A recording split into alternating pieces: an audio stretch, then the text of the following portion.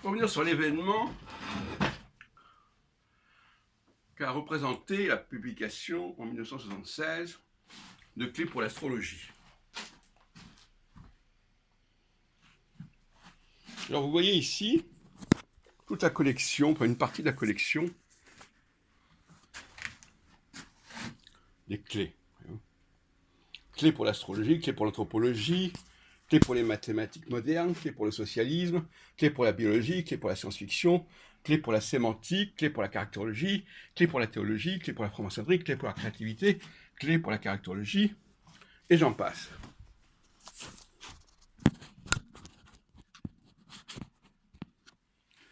Nous sommes dans les années 70, et cette collection, encyclopédique si on veut,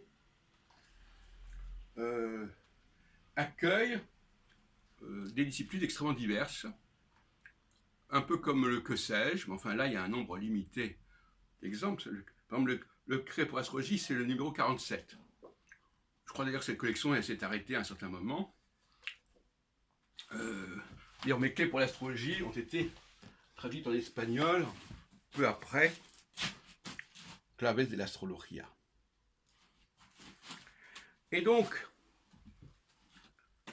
il y a eu une réédition de Clés pour l'astrologie en 93.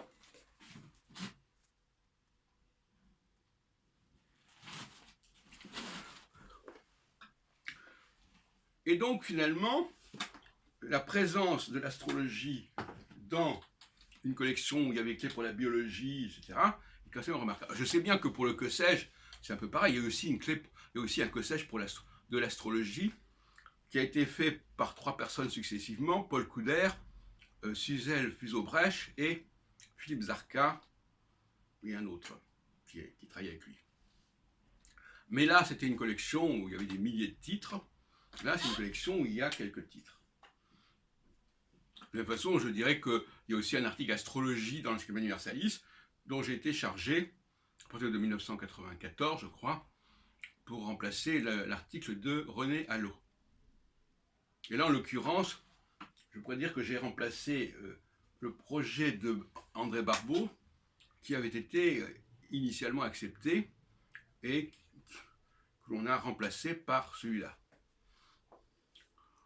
Bon, alors André Barbeau m'en a toujours voulu, d'ailleurs il a fait des pressions sur certains éditeurs pour que je ne publie pas certains ouvrages. Alors, c'est bonne guerre. Donc, voilà, c'est quand même une réussite remarquable, mais curieusement, je ne sais pas si ce serait possible aujourd'hui. Parce que l'astrologie, dans les années 70, elle avait quand même une certaine cote. Il y avait beaucoup de départements universitaires, enfin, en tout cas, il y avait certains enseignements de l'astrologie dans ces années-là. Je pense à Dorothée Calou à Paris 7. Je pense à Sancier, à un autre monsieur, Vagelsi, etc., etc. Donc, il y avait des choses qui se faisaient et qui ne se font peut-être plus aujourd'hui. De la même façon, curieusement, Madame Fusobrecht, qui était plutôt pro-astrologue, pro-astrologie, a été remplacée, bien qu'elle est morte par la suite, enfin, on n'a pas attendu qu'elle meure pour ça, remplacée par un astronome qui s'est occupé de faire un clé pour l'astrologie. C'est bizarre aussi. Donc, voilà, donc la question, c'est aussi de faire accepter l'astrologie dans des collections pluridisciplinaires, et pas uniquement dans des maisons d'édition spécialisées, ésotérisme, etc. Et ça, c'est une des grandes difficultés. De la même façon que... Non, parce que c'est quand même ça l'enjeu. Que l'astrologie, que les astrologues figurent dans différentes disciplines. Dans l'école pratique des études, il y a effectivement une chaire de l'ésotérisme, des études ésotériques, qui a été fondée par François Secret, puis ensuite il y a eu Antoine Fèvre, et puis ensuite Jean-Pierre Braque.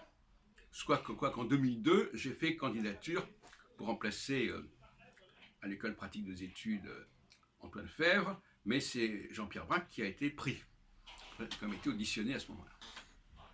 J'avais un doctorat d'État, etc. Donc, voilà, le combat, il est là aussi. Le combat, il est dans la présence de l'astrologie, dans des domaines ouverts, montrer qu'elle n'est pas exclue de ces domaines. Alors, il y a bien des domaines où elle ne l'est pas. Par exemple, il y a bien des domaines où on accepte qu'il y a un astrologue, mais il fait son truc tout seul. Par contre, le fait d'avoir un astrologue qui parlerait, par exemple, dans une réunion comme les réunions politiques de C'est dans l'air, ou 28 minutes, ou même de Pascal Praud, qui donnerait son avis, apparemment, pour l'instant, ça passe pas. Peut-être parce que l'astrologie telle qu'elle est présentée aujourd'hui n'est pas appropriée, mais en tout cas, voilà. Alors, il peut y avoir des montées, des reculs. La cote de l'astrologie peut remonter. Par exemple, il est clair que, comme j'en parlais, que les gens qui veulent devenir astrologues, qui vont dans les écoles d'astrologie pour devenir astrologue, il n'y en a pas autant qu'il y a 20 ans, par exemple. Ouais. Il y a quelques années, je me souviens au début des années 90, on nous téléphonait pour suivre des cours d'astrologie. C'est plus le cas. Pour des raisons diverses, par exemple l'informatisation, etc. Enfin, les gens ne se scolarisent plus par rapport à l'astrologie comme ils le faisaient avant, et ça vient du fait que c'est plus une profession qui a le vent en poupe comme il y a 20 ou 30 ans.